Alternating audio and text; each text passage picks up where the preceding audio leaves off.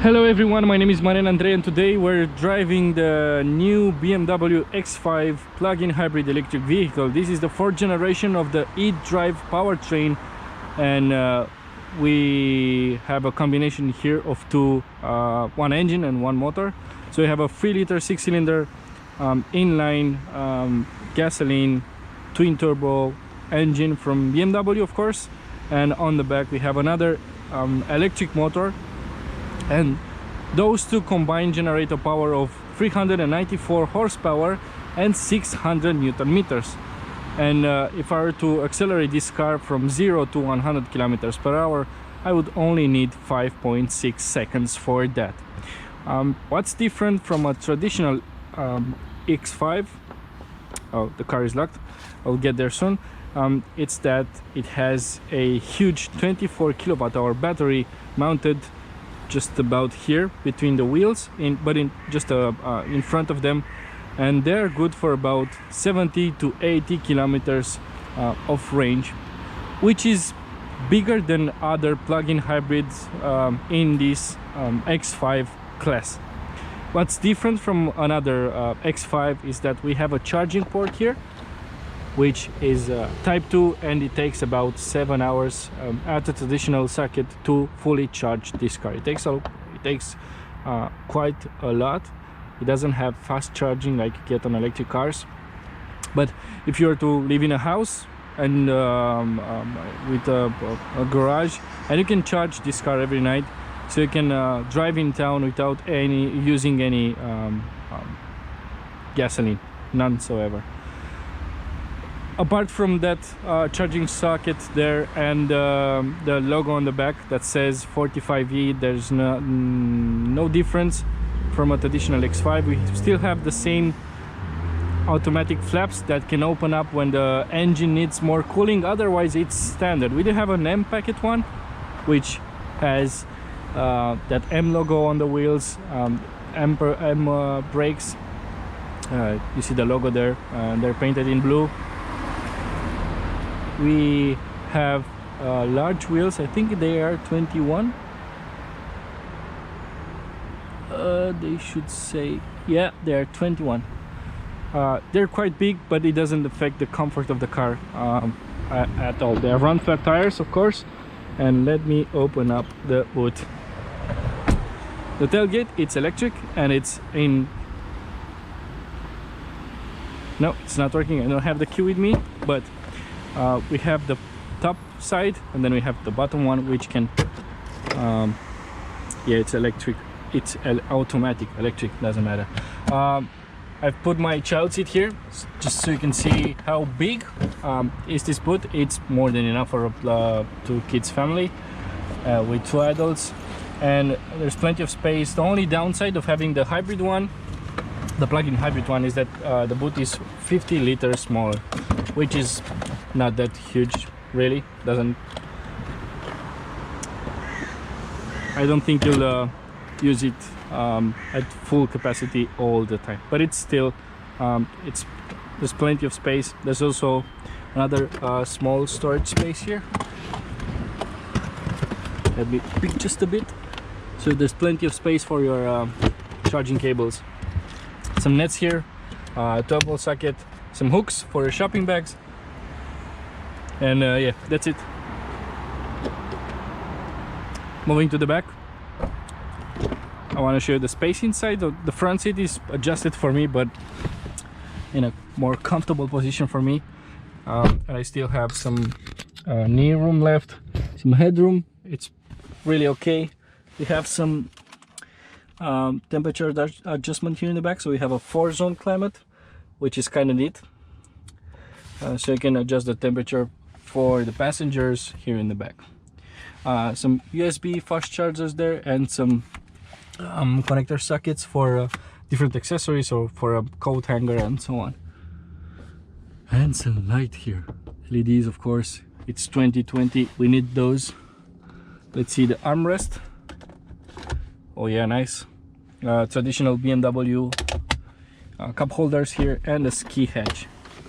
If you need to get something from the boat, or if you just have some, I don't know, some skis or a snowboard, there's space for that also. Yeah, the door opens wide and nice. And thing that I just don't like, it's okay, the door covers just a bit of this side, but it doesn't cover this part here, so you're gonna mess up a bit with your jeans. Also, look at these angles here. That's a nice skirt, which I hope will not get affected in some off-road, occasional off-road. Let's see, driving position, it's really nice. You sit up high and you just it's the perfect sitting position, so you can still feel a little bit of how you're driving and what the car is doing, but also yeah, enjoy the cabin. Everything here is really nice to touch. Premium materials everywhere. Of course, it's a 100,000 euro car, or more than $100,000, and there's plenty of options on this car.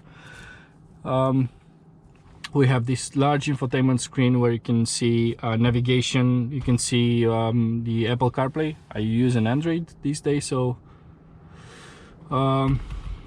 yeah, you have lots of apps and connectivity. The car is connected to the internet, and also I can remotely control it with my phone. Let me see, it's called Bmw Connecteddrive.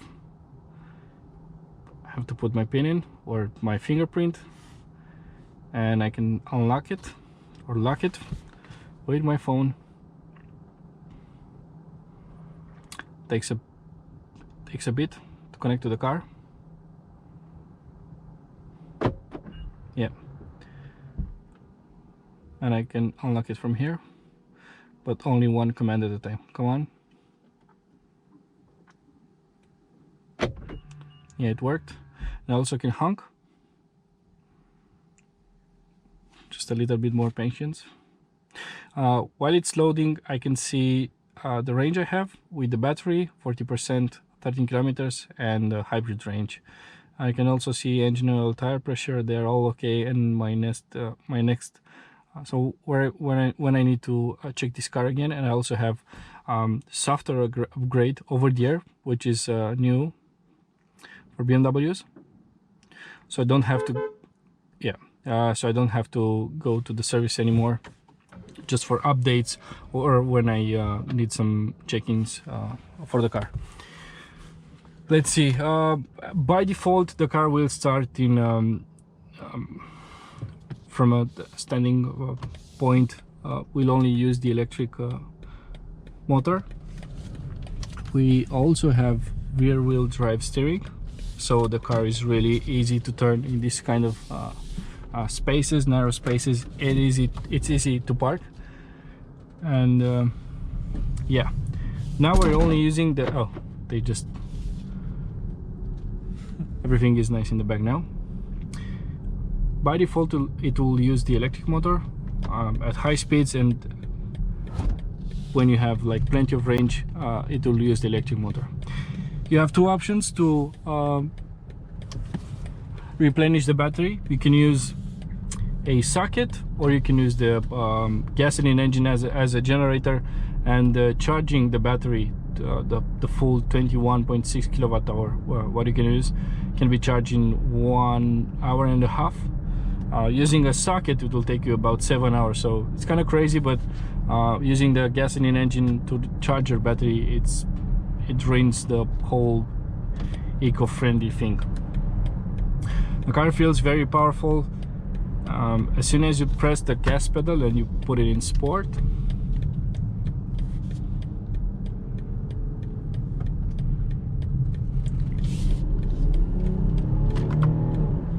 yeah, it's instant.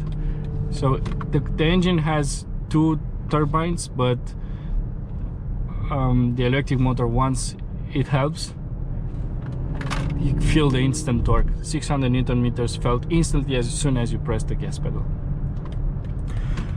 Let's talk about fuel consumption. So I did a trip from Bucharest to the mountainside, close to 200 kilometers, and the average fuel consumption was 5.5 to about 6, which is okay, I say.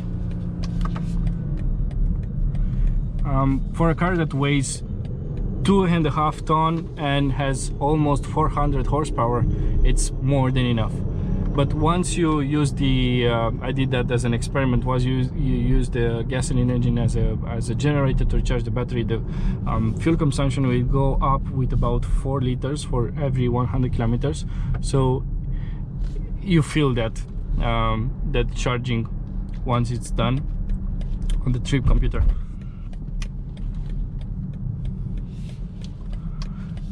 But if you can charge this car every day and use it for your daily commute outside and inside the city, you will not use the gasoline engine ever. There's no need for that, only when you go for longer trips, let's say.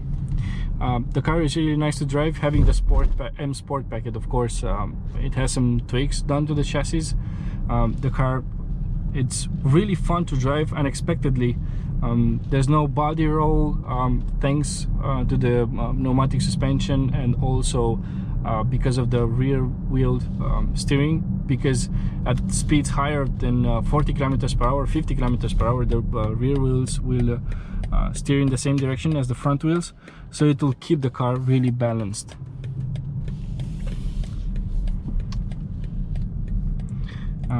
Even here in these roundabouts, you don't need too much steering input for that. Here we have some buttons: sport, hybrid, electric, and adaptive. These are the driving settings for this car. So if you're using sport, I can feel the seat hugging me a little bit more to give me a better support. Now I can see the rev of the engine. Of course, now it's turned off and there's no need to use that. And yeah, I'm still accelerating using the electric motor, and no need for the bigger one.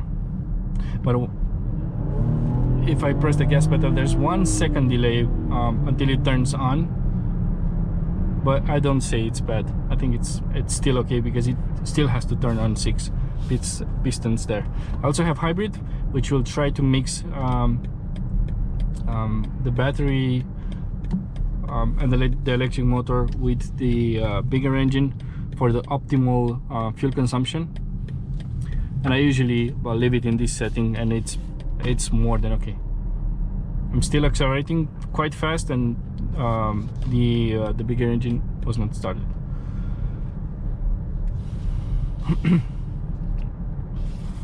What I did with this car fully charged, I did about 65 kilometers on fuel electric mode.